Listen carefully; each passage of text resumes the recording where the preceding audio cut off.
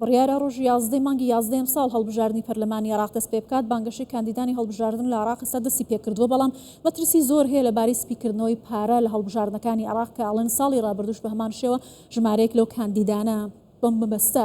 بەشداربوون لە هەڵبژاردنەکانیان بەکارهێناوە لەسەرم بابەتە قسە دەکەم لەگەڵ میوانەکەم بەڕێز عومەر ناسر لە کۆڵەری سیاسی کە لە بەغداوە لەگەڵمە بەڕێز عومەر سپاس کە لەگەڵ کوردستان 24 تا چەندە مەترسی ئەوە هەیە کە ئەوانەی کە خۆیانیان کاندید کردووە بۆ هەڵبژاردن یەم جارەی پەرلەمانی عراق بابەتەکە سپیکردنەوەی پارە بێت ئایا ئەمە تا چەندە ڕاستە؟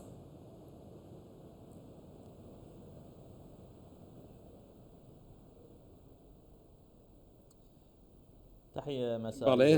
سڵاوێکی ئێوارە بۆ بینەرە بە ڕێزەکانتان و بۆ کەناڵە بە ڕێزەکانی کوردستان 24 بە بڕوای من ئەو هەڵبژاردنە مەترسی دارترین هەڵبژاردنە لە مێژووی عێراقدا لەوانەیە کە لە مێژووی هاوچەرخدا کەم بێت لەبەر چەند هۆکارێک لەوانەش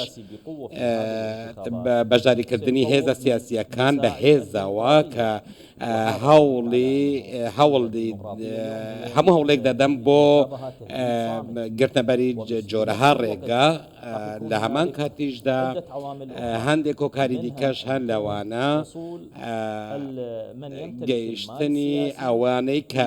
سەرمایەی سیاسیان لەدەستا بۆ ئەوەی بگەم بە کورسیەکانی پەرلەمان واتە ئەوانەی کە دەستیان بەسەر سامانی وڵاتە گرتووە هەروەها ئەمەش کاریگەری زۆری لەسەر ئەم بابەتە دەبێت و ئەویش لە چوارچێوەی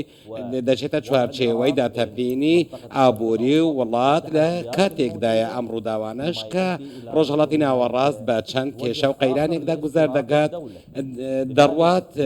ئەمەش دەبێتە پێشێلکاریەکی نوێ بۆ سەر ئابووری عێراق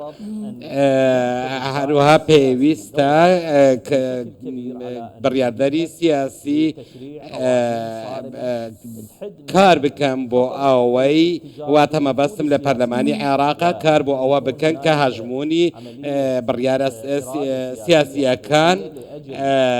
سنووردار بکەن و یاسای نوێ دەربکەن و پێی ئەو یاسایی کە بە خەڵک دەڵێت تۆ ئەم سامانەت لەکوێ هێناوە هەروەها هەمووی لە چوارچێوەی یاسادا ڕێک بخرێت بۆ ئەوەی سنوورێک بۆ ئەوانە دابدرێت کە حزبەکان چیتر نەتوانن سامانی دەوڵات لە بەرژەوەندی خۆیان بەکار بهێنن و ڕوبەڕووی گەندەڵیش ببنەوە ئاما شتێکە لە هەموو وڵاتانی پێشکەوتوودا هەیە کە ڕۆڵێکی سەرەکی بۆ میدیاش دەگەڕێتەوە بۆ زەخکردنەوەی ئەم حاڵەتانە کە حزبەکان دەست بەسەر سامانی دەوڵەتدا دەگرن ئەمە ڕاستیەکە لە عێراق هەیە گەندەڵی بەربڵاوە باشە بەڕێز عومەر پێتان وایە بوونی سەرمایە داهاتووی هەڵبژاردن لە عراق یەکلایی دەکاتەوە کەواتە لایەنە سیاسیەکان ئەم مەبەستەوە سامانی دەوڵەت بۆ ڕکابەری لەگەڵ لایەنی بەرامبەریان بەکاردەهێنن ئەی ئەرکی دەستەی دەستپاکی و دادگای فدراڵی و دیوانی چاودێری لەسەرم پرسە چی دەبێت؟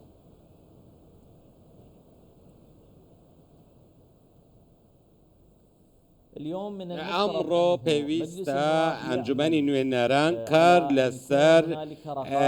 چاودێریەکی پێشوەختە بکات بۆ بابەتی ئەوەی کە کێ بەرپرسیارەتی ئەو پێشێلکاریانە هەڵدەگرێت هەروەها کێ بەرپرسە لەلایەنە نەرێنیەکانی هەڵبژاردن و پێشێلکاریەکان و پێویستە خراوەکانی کۆمەڵگەی مەدەنی و دەستەی دەستپاکی و دەسەڵاتی دادواری ڕۆلی سەرەکی بگێڕن بۆ دانانی سنوورێکی پێشوەختە بۆ ئەم پێشێلکاریانە بۆ ئەوەی توانای ئەوەیان هەبێت کە متمانەی خاڵک بە پرۆسەی سیاسی بگەڕێنەوە ئەمە کارێکی زۆر سەختە بەڵام شتێکی مەحاڵ نییە بەڵام من لە باوەڕەدام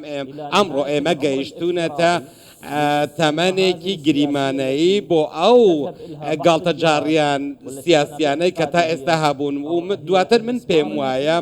کە ئەمە دوا بزمارە لە تابوتی دیموکراتیەت دەدرێت لەم هەڵبژاردنەدا ئەگەر چاودێریەکی زۆر بەهێز نەبێ ئەگەر زۆر بە هەستیاریەوە مامەڵە لەگەڵ دۆخەکەدا نەکەین ئەگەر ئەمە نەکەین ئێمە دەکەوینە بەردەم سێ سیناریۆ یەکەمیان لە دەستدانی متمانەی شەقام بەڵام بە پرۆسەی دیموکراتی و پرۆسەی سیاسی بە شێوەیەکی گشتی ئەمەش دەبێتە هۆی ئەوەی کە دووبارە توێژی سیاسی کلاسیکی هەڵبژێرینەوە. ئەم سیناریۆی دووەمیش ئەوەیە کە لەوانەیە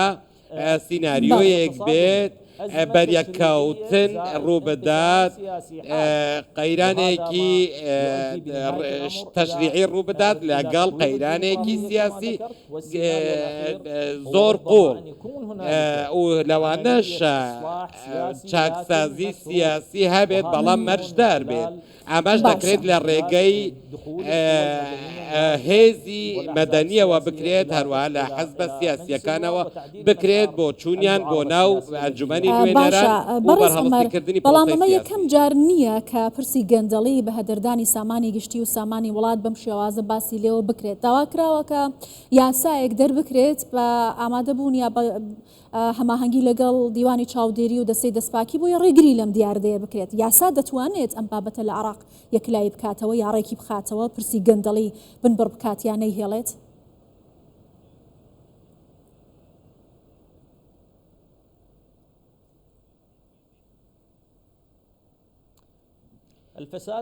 گەندەڵی دارایی و ئیداری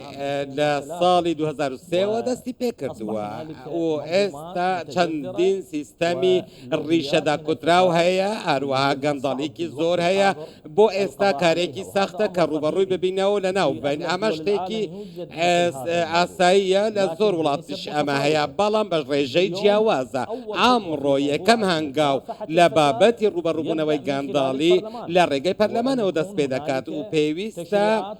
چەند یاسایەکی تند هەبێت بۆ دوانانی سنوورێک بۆ ئەو گەندەڵکارانە و پێویستە گونجاندنێک لە نێوان دەسەڵاتی جێبەجەکار و دەسەڵاتی یاساداناندا هەبێت و ئەگەر ئەمە نەکرێت دابشکاریەکی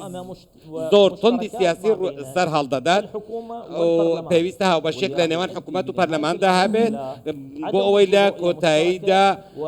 بگەینە دیدگایەکی هاوبەش ئاگینە ڕوبەڕووی قەیرانێکی زۆر تند دەبینەوە لە ڕوبەڕووبوونەوەی گەندەڵی. ئەمە وێڕای ئەوەی کە پشت بە حکمت ببەستین و بەشێکی گەورە لە گەندەڵی ئێمە دەزانین کە بە گوێرەی وڵاتانی دیکە ئێستا لە عێراق ڕێژەی گەندەڵی لە عێراق گەیشتۆتە 80%. بەڵام ئەوەی گرینگە ئەو کە بکرێن بۆ هەموارکردنەوەی ڕێچکەی سیاسی لە ئێستادا پێویستە نیەتێکی ڕاستەقینە هەبێت بۆ ڕوبەڕووبوونەوەی گەندەڵی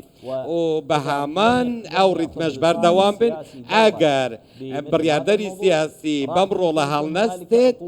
لەوانەیە ڕوبەڕووی چەند سزایەکی